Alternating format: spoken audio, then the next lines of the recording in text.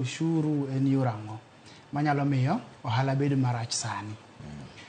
To awinjo kiwuoye wach mar conference matimre Homa Bay. Is a wonderful thing. En gima ber mapok wadwaro wayudo. King'iye mos iboyudo ni the governor uketo Homa Bay neno ne ja ohala mora mora madwa timo ohala. To ke Kenya ka kende nyake pinje maoko. Ing'e ni ng'ama biro ng'eyo ni nitie onge kok iwacho ni nitie. To ng'ama biro ng'eyo ne gik mabeyo nitie Homa Bay ma ng'ato nyalo investie kata lwasi mar ohala maber ma giketo ma ng'ato nyalo tiyo go mondo be otim ohala Homa Bay.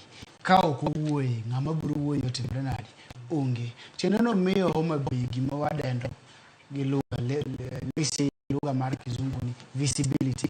Omiye visibility in the economic world. Kendo ndi ji obedo gi interest. King'iyo kata mana conference mare no. Nitie sponsors matiyo kode. King'iyo kanyo bengi kaka DTB Bank gina dien e town kaka kata kiwuotho Nairobi ka. Ka gibedo gi interest mag sponsor conference matimre Homa Bay. Tino ni gibedo ging'iyo Homa Bay e yo moro manyiso ne gidwa timre nade ginyalo invest piny kucha. To king'iyo gima governor nyocha nowacho nyocha nano ka en studio ka. Nowacho ni kata mana bengi kata jogo matimo hand omenda kata keno mar omenda kaka bengi orwakgi kama nade Homa Bay. To kendo giketo lwasi ma ji kabila go nyalo timre nade nyalo invest. Naneno ka DTB Bank is one of the sponsors. Kendo ne gin invest to peji sana. Already ni kata kidhi Homa Bay gisamo wuoyo ni dwaro kata od nindo ok ibo yudo yo mayot. Okay? Mano ang'ono ma governor otimone the county kata Homa Bay kuom ndalo ma conference dhi timre kata ndalo ma ji nye prepare kod sani ma koro dhi mbele. Tendi kata manu uchumi makacho timre nade odongo kadhi malo. Okay?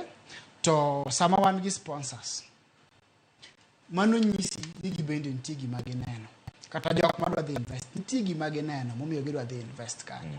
Bank ok nyal bet kama pesa ok flow. To pesa flow mana koket lwasi mar ni ji nyalo timo ohala mondo pesa timre nade oflow.